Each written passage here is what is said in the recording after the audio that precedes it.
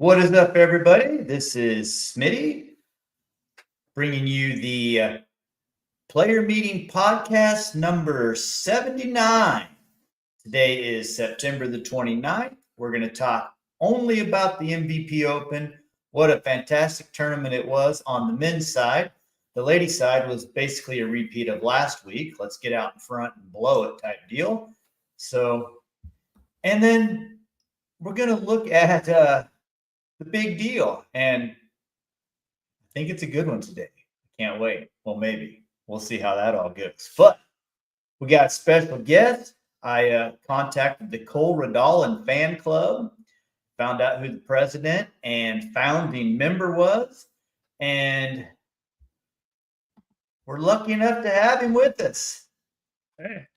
Hello, Lucas. How you doing, man? I'm good, man.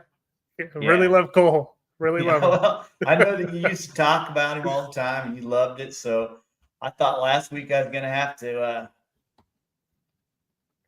way to go, Gumshoe. I thought I was going to have to bring you in last week and thought it might be our last chance ever. But Cole is playing some golf right now. Here he is. Yeah. Yeah, over the last 8 rounds, he's given the number one player in the world all he's wanted, plus some. Yeah, I like Cole, and I'm surprised as anyone else, I'm sure. Yeah, well, I think we're all surprised when it's not Gannon that wins, but man, it went down in a great way. Hey, welcome back, Luke. Michael, you're watching? You're on tonight? I didn't tell him anything. Heck yeah. He's never. He must just linger. He's not ever in the chat for us. So, well, what's been going on, man? What kind of disc golf you been getting into? Yeah, so this weekend, me and Sean, we went out to Joplin and we recorded the 4 States Open. It was a dang good tournament. Pretty awesome courses. Have you ever played out there? Yeah, I played at McClellan Park, I think is what it's called. Yep, there's 2 courses there at McClellan. I think it's changed a little bit from what they're telling us. I haven't really been there. I think maybe I was there one time in the past, but there's some long courses and it gets pretty wooded, the back half of each course, and there's a lot of score separation when that happens. And so there was some twists and turns, and it was a really fun tournament to record. Yeah, good. And you had some good players. You had Jonathan Fletcher. Man, that guy's doing what I think a lot of Pro Tour guys could do, and maybe not have as much fun, but definitely make more money, I think. Yeah, he was there. Joe Freeman was there. Yeah. I saw that. He was there. Caleb Bruce was there. Then there was a few other 1,000 rated guys out there that played. So it was a good tournament. I think there was 50 some, maybe 60 some. I looked at it. It was right around 60. It was like 58 or low 60. So yeah, really good. And that's 3 really good A tiers in a row here in our area. Just the one down in Tulsa, I think, had a pretty big field. Keeper had a great open field, a lot of players. Yeah, I think the biggest we've seen. That's Fletcher. Fletcher tied for first, and now Fletcher winning this. That's pretty good disc golf, man. Yeah, dude. He won GTO, as well. So I mean, really? That's where all the controversy went down. What's he doing, man? Is he like living in his van, or how's he seeing that? I didn't talk to him about that completely, but he did say that he's taking disc golf as his job. So I think he has to be just doing this and traveling. And I think he's kind of doing the GT Hancock type situation where he's just traveling around to A tiers, and he's had a dang good year. I mean, I think since Ledgestone, he did pretty well at Ledgestone this year. Mm-hmm. And I think it gave him some different confidence. We talked a little bit about that in our post-round interview. And he said something switched that, like, he felt like he could play with people. And, like, that gave him the confidence that he needed. And he's just content now. And he's not, like, it's different, his whole mindset towards it. And so he's a lot more laid back. He's not getting as angry, I think, as he used to either. And Honestly, I'm about to buy this new Prodigy disc that he's been throwing. He threw this feedback in these wooded, and it's like this perfect like flip up and ride. It's just a gentle fade at the end. Yeah, so I know I'm not going to throw it anywhere near that, but man, I'm probably going to get one and try. There you go. Is it a tour series for him, or is it just a disc? It is a tour series, but I think it's some guy that I don't know, like Brendan Brown or. I think maybe Kevin Jones might have had A feedback or something like that too, because of the whole musical vibe they had going on. So yeah, I don't know. Well, cool. The one this year anyway is that one, and it's nice. Did you? I saw you played a tournament this weekend. Yeah. Oh yeah, I suckered Knopf into going down to Andover for the Greater Andover Days Open, and yeah, we played it. It's very interesting. We had to park a half a mile from the course because they closed everything off. And I don't think anybody knew that. As I was standing there, hole one, disc golfers were driving into the park, acting like they were just going to park where we've always parked. And Duck had to say, "Nope, go park over there." And I looked; it was in his post, but nobody read the post. We just saw the tournament and said, "We've been here a million times." We played right through a carnival. What? Yeah. I mean, there's a carnival going on. We out there in the back. Big flat area where that super long hole is. That was all carnival with rides and games and funnel cakes and just loads and loads of people. I got perfect timing for a tournament. Oh yeah, it was awesome. Yeah, great. I got a picture of Knopf putting from under a semi trailer. It was 20 feet from it, and those trailers are all like they just store the rides on the trailer, like they fold up on there. Yeah.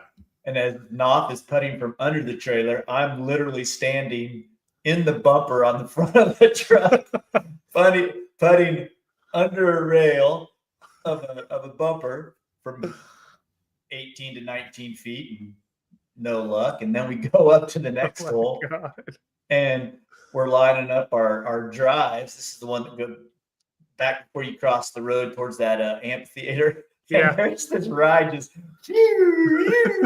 over our heads. It's crazy. And then we go over to the other side after we cross the road, and we have to wait to throw in between innings of a kickball game. Oh yeah.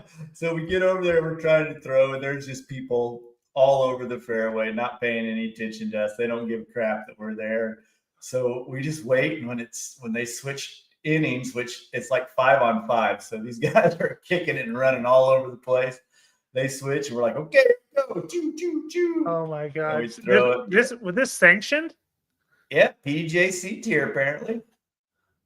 So flex start ended up tying with Charlie Hot Dogs and Caleb Evans.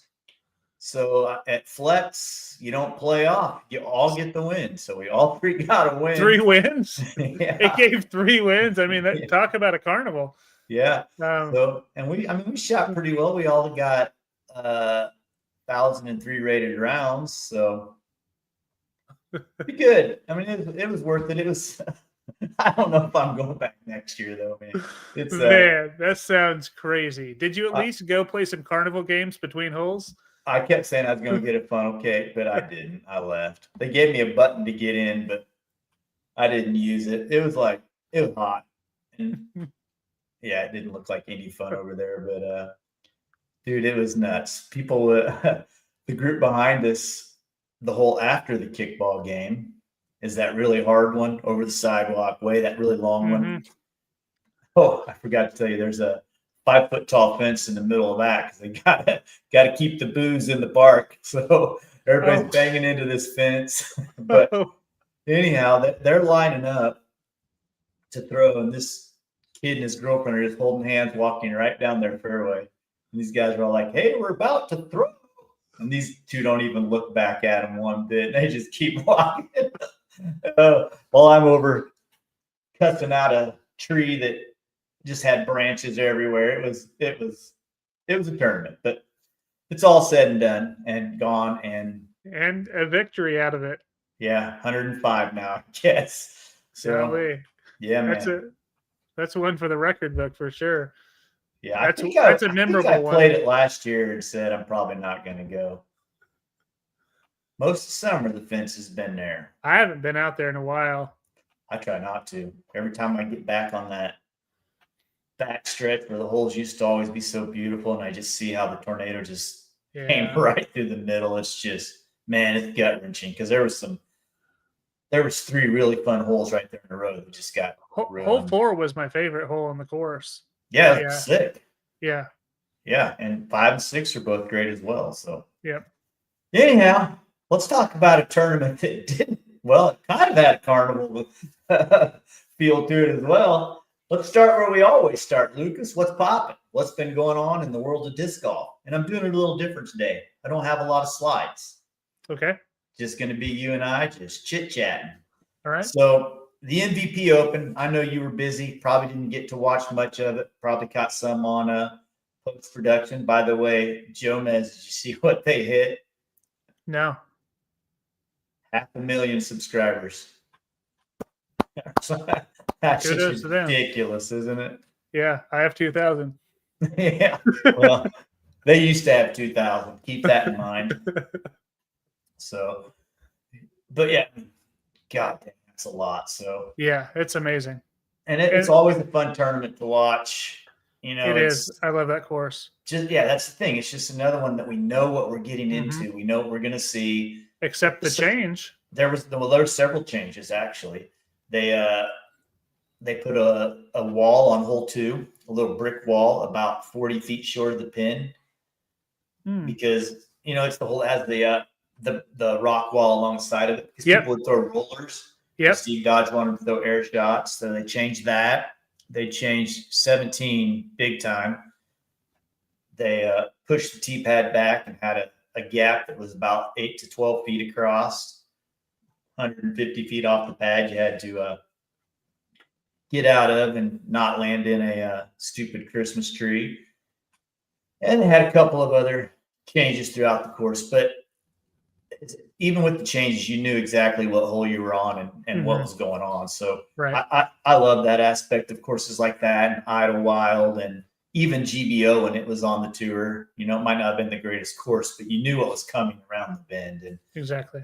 And I think that's easy to get behind a tournament and kind of root for it a little bit. So anyhow, let's talk some disc golf here. Let's start with the ladies.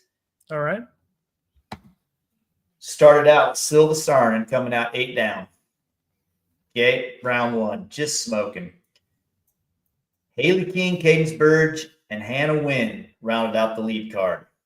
Right, so you look at those names and you think, okay, one of these is probably going to end up there the rest of the tournament. Haley, depending on which Haley shows up, might be there. She might win it. She might quit. We don't know what she's going to do.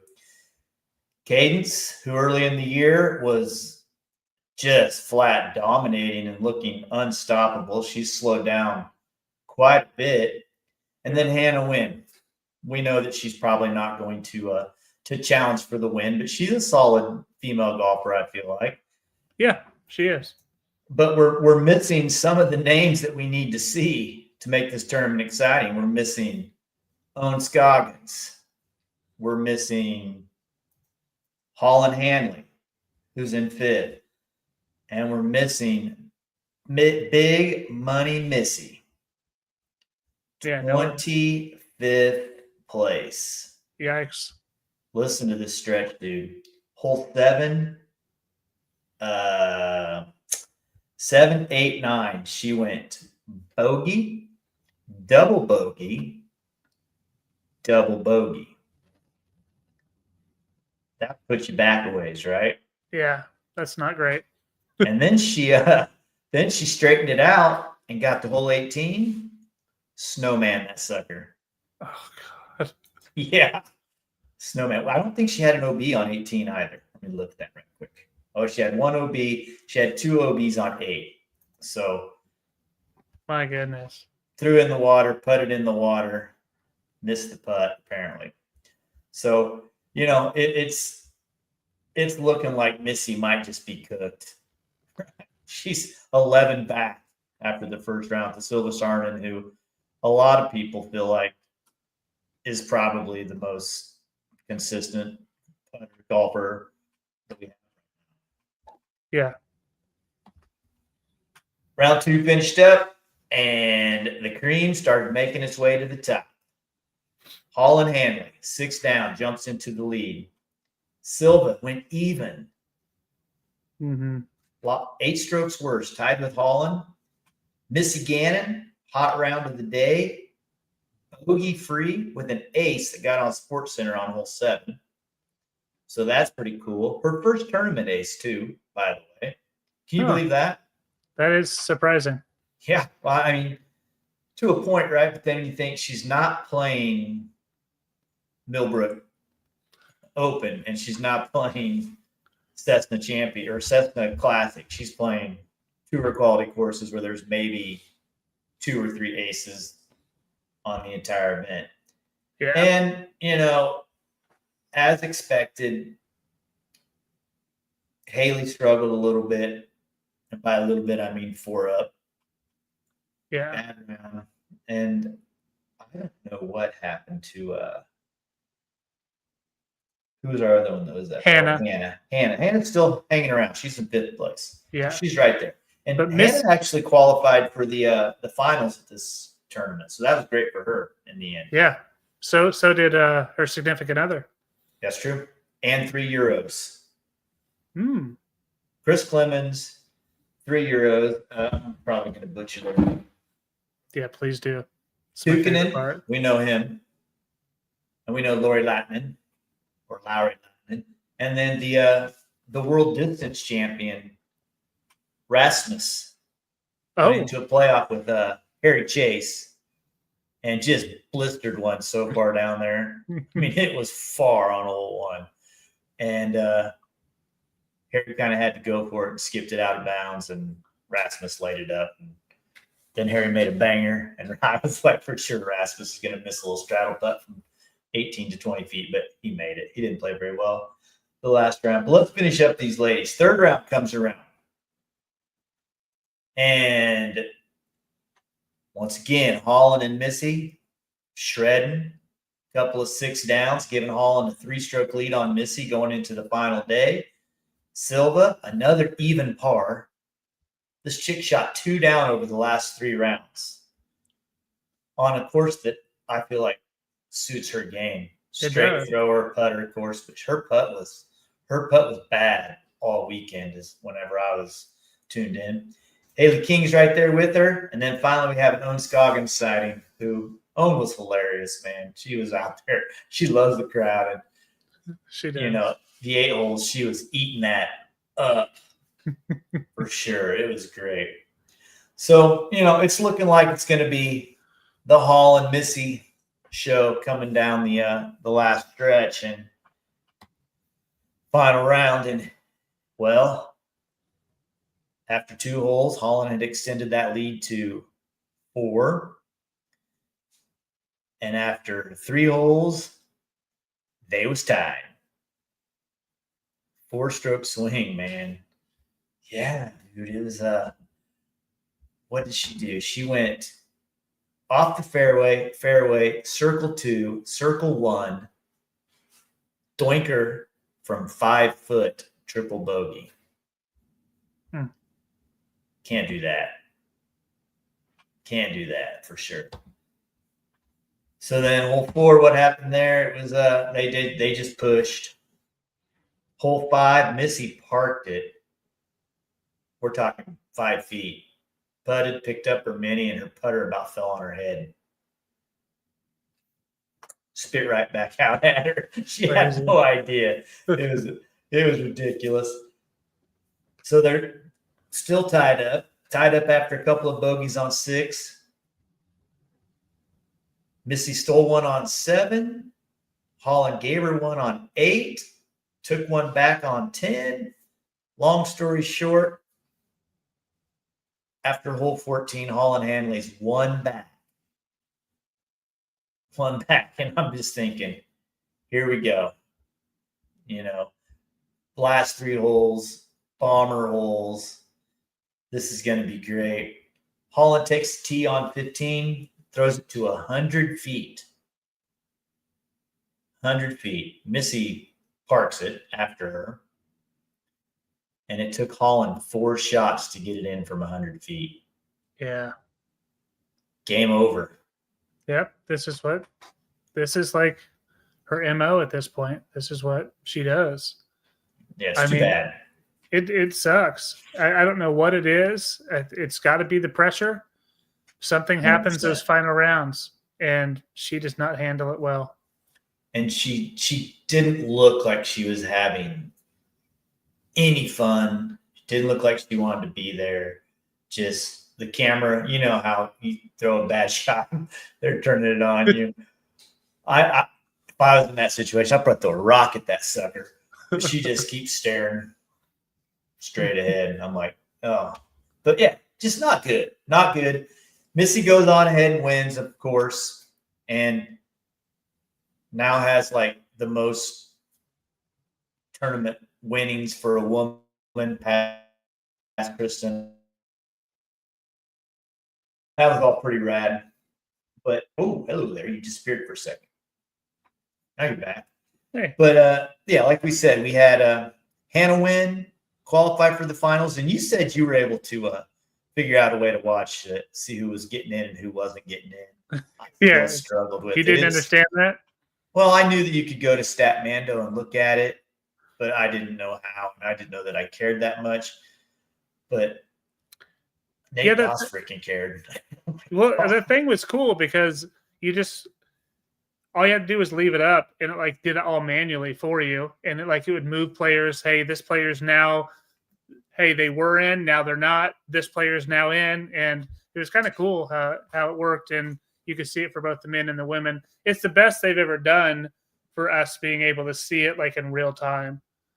Well, it'd be great if the Disc Golf Pro Tour was in charge of that. I mean, well, yes. But we know how that goes, so we have to go to Statmando, which is amazing. Killer site. But we had Hannah win. We had Haley King, obviously. And we had Sophia Donica,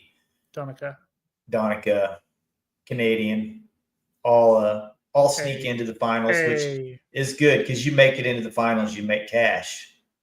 Yep. No, regardless. Yep. If you make it, you're making money. And I don't think that my favorite event of the year, USDGC and Throw Pink, I don't think that has any bearing on any of this. I think because they gave the tour points trophies away at the end of the event yesterday. So I know it's a major for the men, and the ladies, it's nothing. No, just a cash grab. Big old C tier. Yep. And the best tournament ever. So awesome. All right, so let's talk dudes. There's only 3 dudes we got to talk about. All right. Okay, so round 1. Well, let's talk round 1. Let's give Nathan Queen and Simon their flowers. Nathan Queen came out and was leading this thing after the first round. Got on lead card and struggled. Something was up with Simon too, man. He wasn't. He shot great the first round, but then he just was not feeling it. It didn't seem the rest of the tournament. He didn't look like his normal self. So I don't know if it's dragging him down. Last week he quit his tournament recaps and all that, and I don't know, man. I can't imagine what it would be like being followed around, videoed all the time.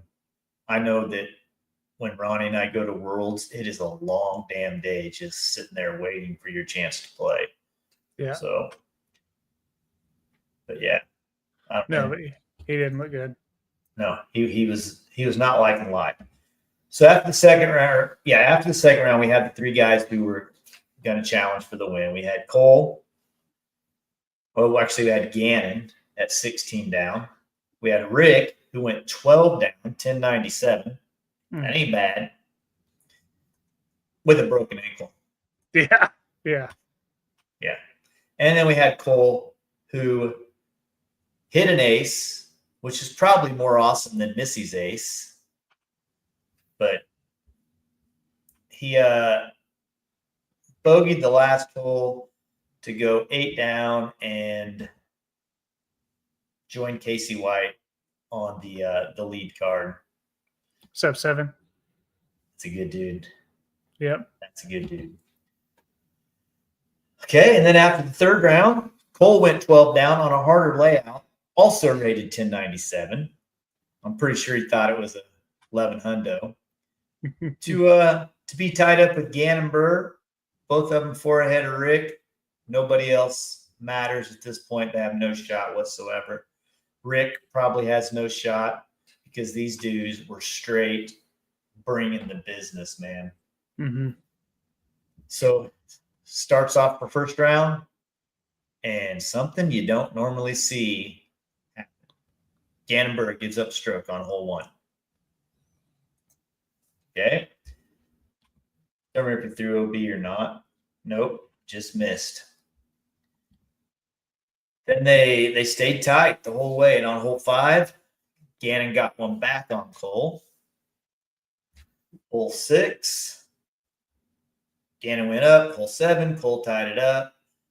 Both birdied 8, hard 9. Gannon went ahead on 10.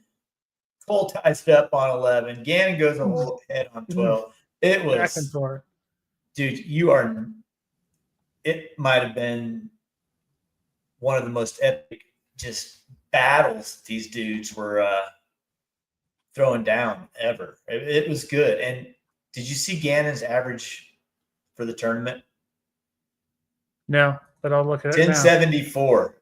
Woo! And lost. And lost.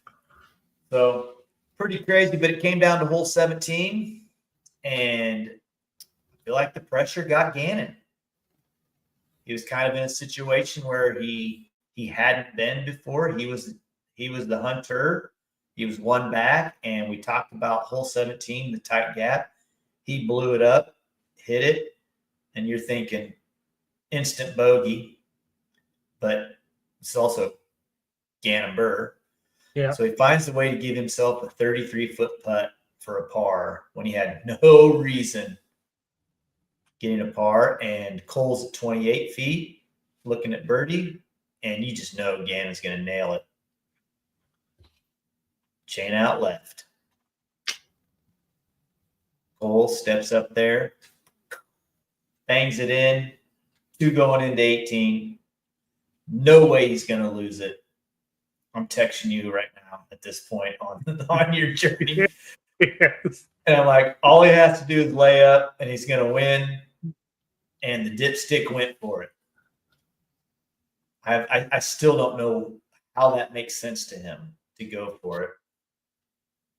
Because if he doesn't make that island, goes to the drop zone, probably doesn't make that putt.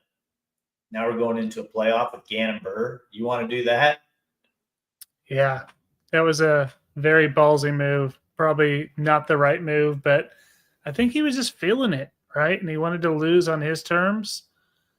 I think that's kind of what I think is like kind of in basketball where go ahead. Go for it. I was like kind of in basketball where like, you know, a team is going to live or die by the 3-pointer. Like I think he's going to live or die by his aggression. And maybe that's all he ever practiced. You know, he didn't practice any other way. That's what he said. He said he didn't practice the layup. And he said the shot was the exact same shot he just threw off the tee. He felt like it was just instant replay. He was confident with it. But man, I don't know. I think one of the best players in the world can throw a 200-foot layup to a gap. And even if you're not perfect, bend it around there, hit a par.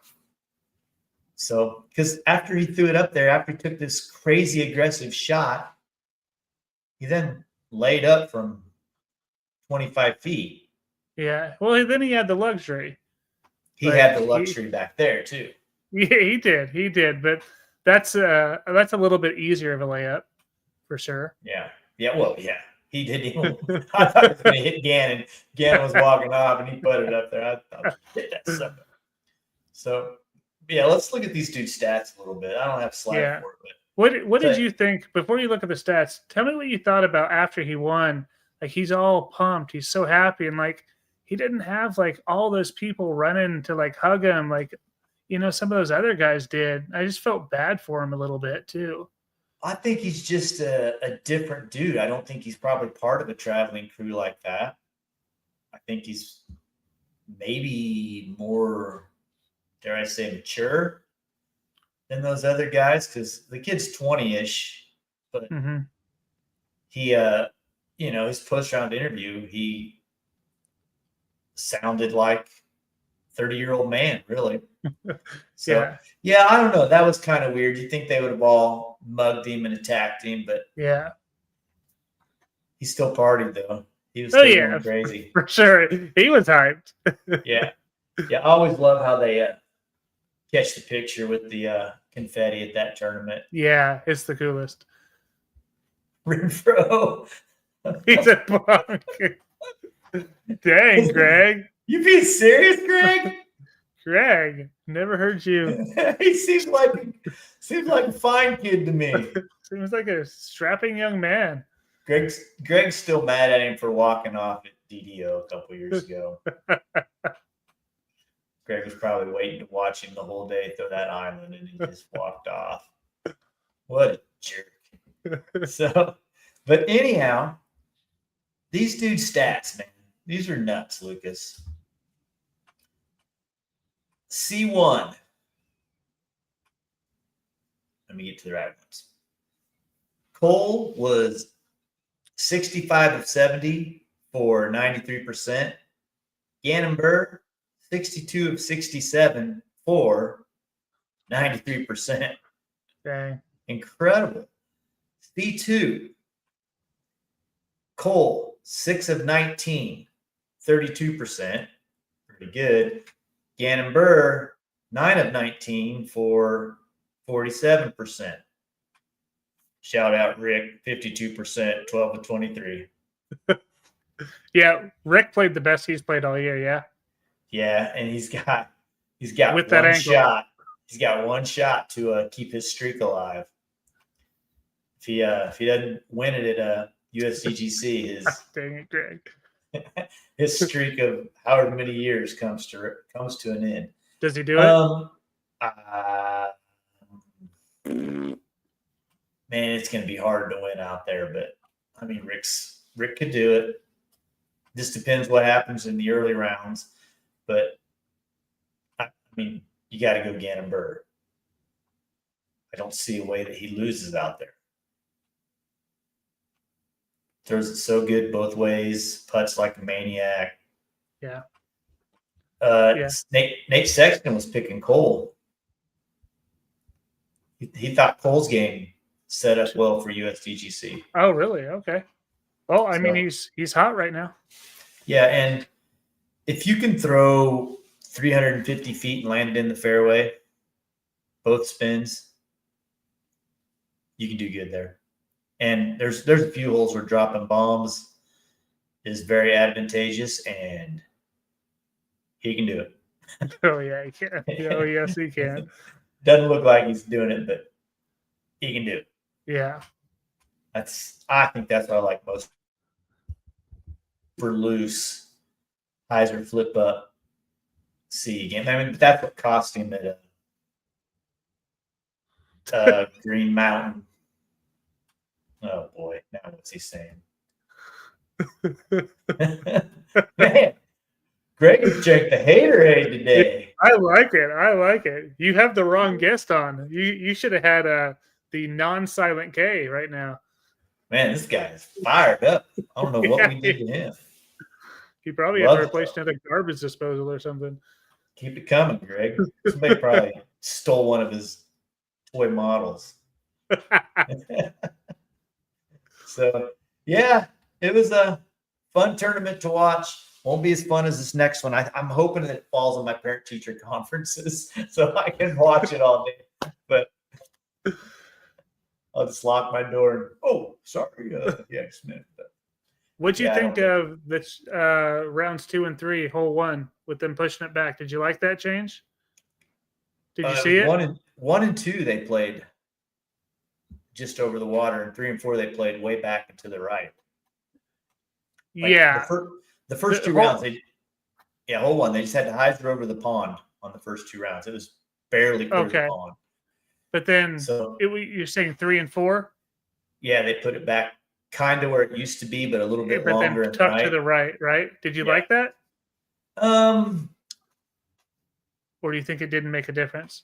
I think for these guys it was okay. For the women it sucked because they couldn't get into a spot where they could really score. But the guys could throw it far enough and get far enough left that they could still score. And I also watched the CTP throw off on that hole the night before, and round 1 and 2, the ladies really made the dudes look like chumps, man. Really? Yeah, Paige threw one to 10 feet, and then Eliezer came up and threw one even closer, and the guys were spraying them left, spraying them right. Part of it is the girls were throwing a full shot, and the guys were have to take off to not go, because when you watched round 3 and 4, that pond might as well not even be there for the men. They are throwing that thing so dang far, way farther than they've ever thrown it. It's bullshit. Sorry, folks. But that's what I think about it. All right. Well, let's see how I did in my weekly picks against dadgum. What's his face? Ed Root. All right. So, what's going on here? There we go. Start with the stink. Ed and I both went with Tony. Good picks, because Tony was not good. Great choices. Yeah, I wish I would have switched so I didn't have the same guy as him, but I wasn't prepared. Sleepers? Well, we sucked. I went Parker Welk. He went 68th place, which is only 16 worse than his average, which was a little shocking to me. Me too. And Ed went with Simon, and Simon was bad. But they were both so bad that I couldn't give either one of us a green or a yellow. And then the shines. Ed pulled out the Isaac Robinson hat, put it on like he was a signing day. He was all excited. And I went with my pick for Survivor, and he let me down twice. I went with Evan, whichever one that is. He got 28th. I think that's Smith. Yeah. That's my teammate. That's your teammate, yeah. What's up, bro? Thanks for letting me down. Well, at least you don't have to. At least you don't have to buy Ed any dinner. No, well, Anthony took care of that for us for sure. Yeah, exactly. Yeah, the last thing I want to do is watch Ed scarf down 18 rolls at Roadhouse. He looks like the kind of guy that makes his wife put a few in her purse and sneaks them out.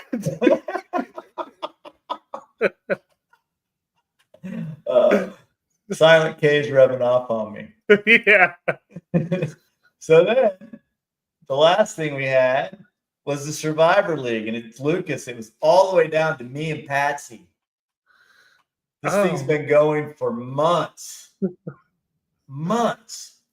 And pretty much I put my pick in the second it pops up, and Patsy has somehow hacked the system, and she copied my pick the entire year, even this week. So I said, that's fine, Patsy. I'll switch. I had the Peach Pirate. I said, I don't want to tie with you. So I took frickin' Evan. So it's Patsy and the Pirate versus Smitty's. And, well, we both lost. So, you splitting? Yeah, we're splitting. $80 a pop. And I sent her a message. I'm like, what's your PayPal? I'll send it to you. She said, I only have Venmo. She sent me her Venmo address, or she sent me her PayPal. She sent me something after she said, can you send me Venmo? And I said, it's going to cost you. So I sent her $79.99. Oh my God. And the account she gave me for Venmo was the wrong one. Oh no. So she went in there and she did some fancy switching around. She got her $79.99, and I'm not paying her that extra penny. Yeah, too much work at this point. Yeah, well, that's the Venmo fee. It's like when you go get your tags, you pay would you like to use check or card? Oh, I'll use my card. Okay. $8 convenience fee. Exactly. What are you talking about? I know, it's so crazy. Where does that come from? Doesn't that make their life easier? Yeah, that's why I do it online only now. Well, I moved, so I can't do it online. Yeah. Oh, I think boy. I've taken a piece of junk mail and show them. Maybe I'll order a dirty magazine this month and take that in there. Perfect. That would be ideal. I'm Chris Smith. So, all right. That gets us down to our last thing, Lucas. All right.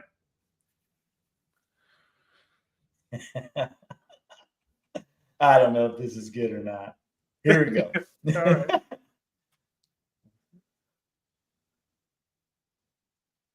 Hang on a minute. Oh, okay. I got it. I forgot what I was going to do.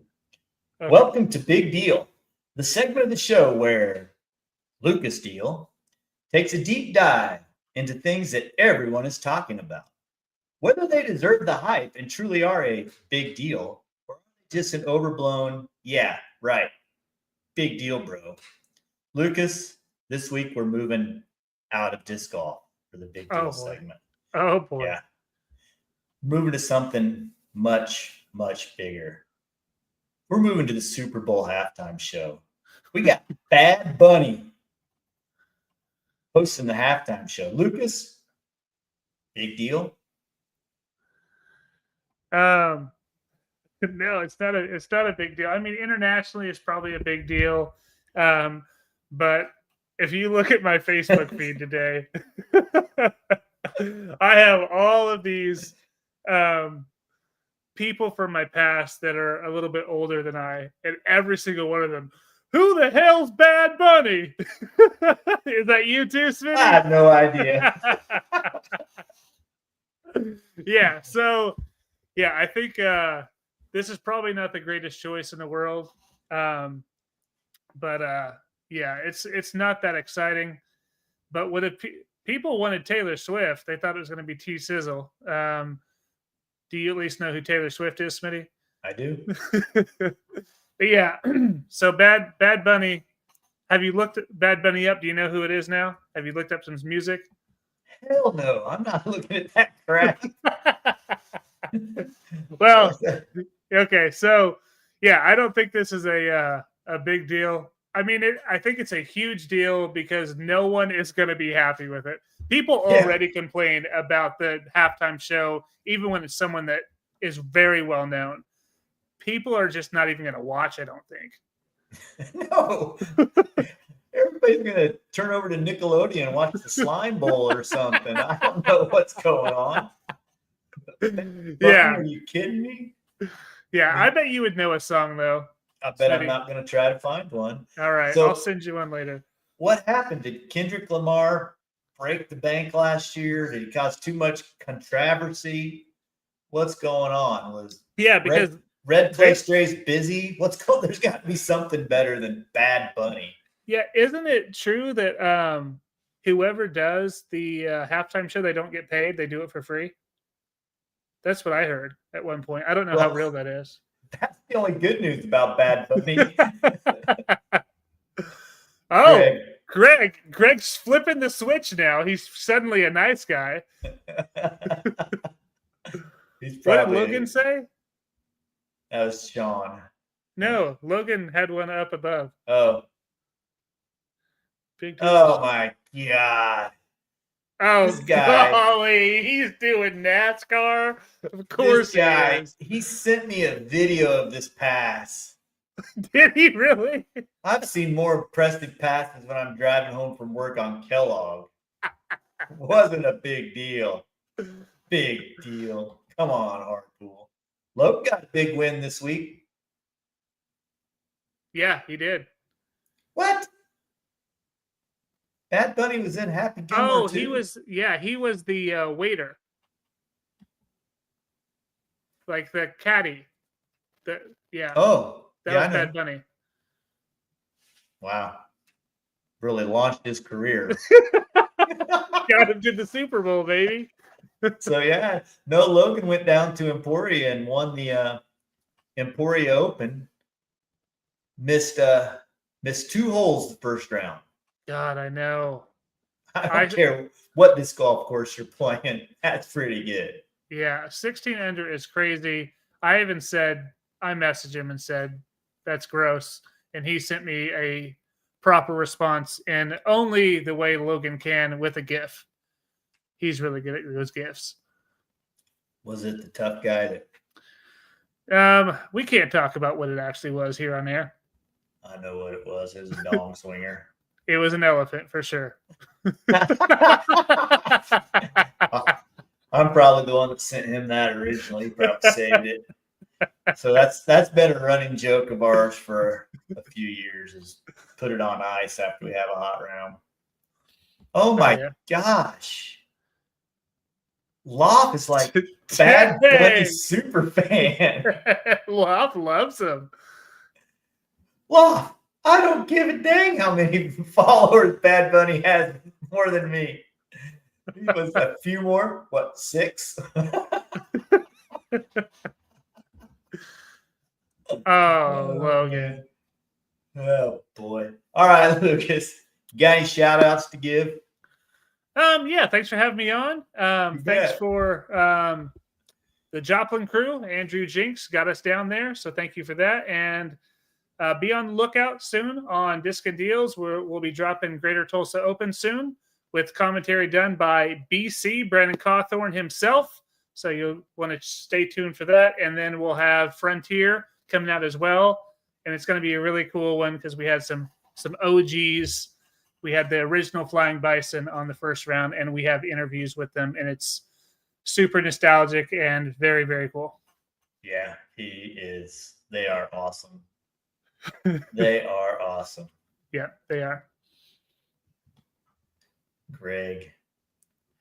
This guy, he's just pushing my buttons tonight, Lucas. DDC is not doing Kansas Juniors, but I may try to come out there and say what's up at some point. Kids don't matter, Sean. My kids matter though. This is one of my only free weekends. This guy. Pulling out real stats.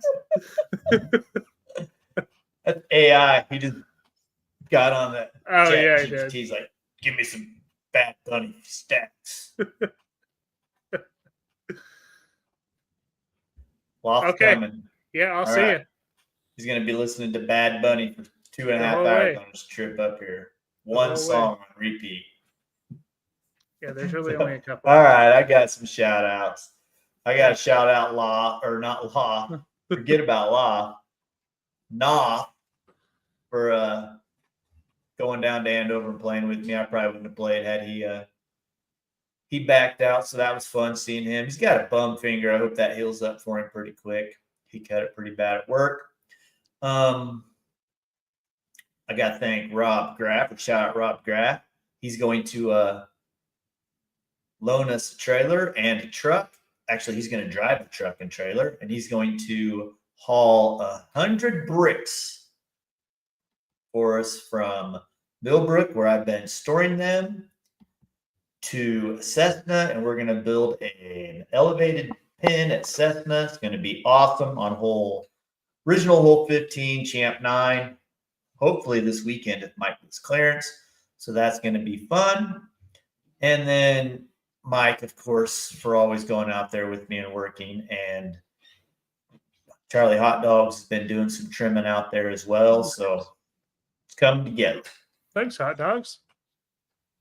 It's coming together pretty well out there. So I can't wait. We got the Cessna Championship coming up in a few weeks. So Yeah, I know. I'm excited for it. yeah, you should play. I think I'll be in Foxdale. Oh, you will be. Yeah. Yeah. I really That's wanted true. to. So, all right, dude. Well, 50 minutes. Just about perfect. Perfect timing. Yeah, man. And now All right, let's see dude. if I won my bets. All right, guys. All right, Have a good Lucas. night, Thanks, everyone. man. Yep. See you ya. guys. Hope everybody has a great night, except for Grumpy Greg. Oh, Bye, y'all. brother.